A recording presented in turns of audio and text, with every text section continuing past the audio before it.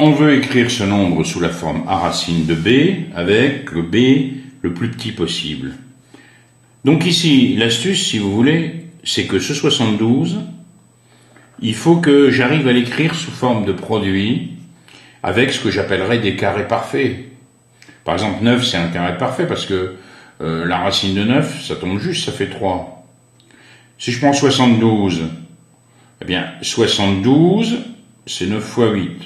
Donc, il y a déjà 9 qui est intéressant. Mais on peut encore trouver mieux. 72, c'est 36 fois 2. Donc, en fait, c'est pareil que racine de 36 fois racine de 2. Et racine de 36, ça va me donner 6 racines de 2.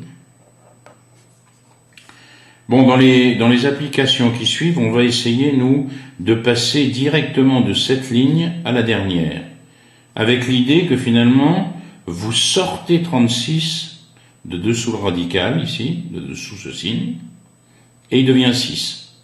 On va essayer d'éviter d'écrire cette ligne. Donc, le but, à chaque fois, faire apparaître des carrés parfaits.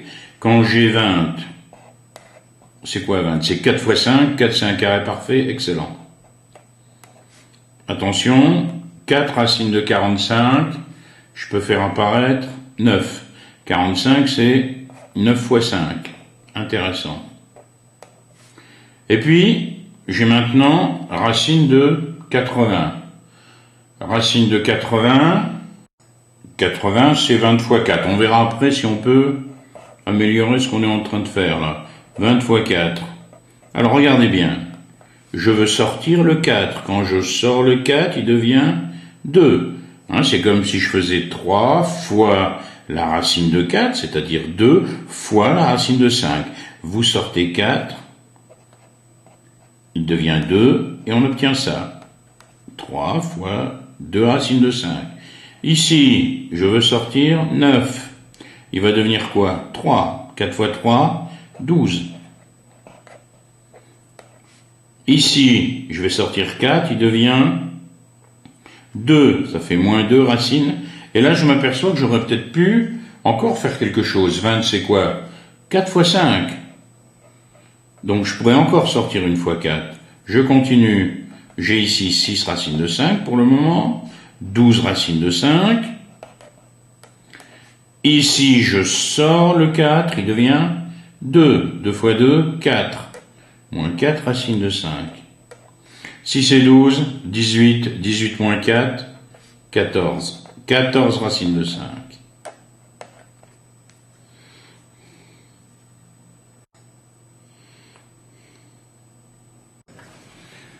J'ai ici 9 racines de 7, moins 2 racines de 28, moins 5 racines de 63. Déjà, je vois ici racine de 7, 7. Il a seulement comme diviseur lui-même et 1.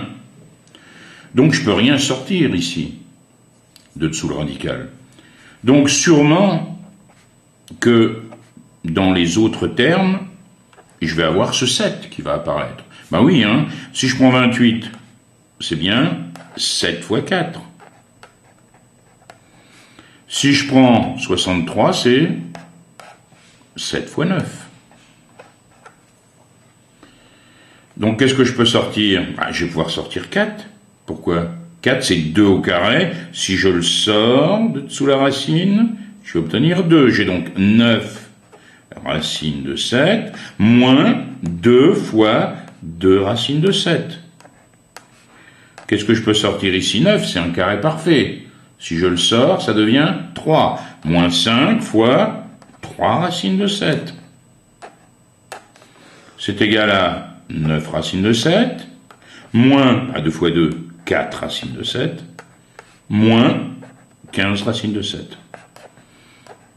Toujours faire attention quand on essaye d'utiliser cette méthode plus rapide de sortir tout de suite le carré parfait.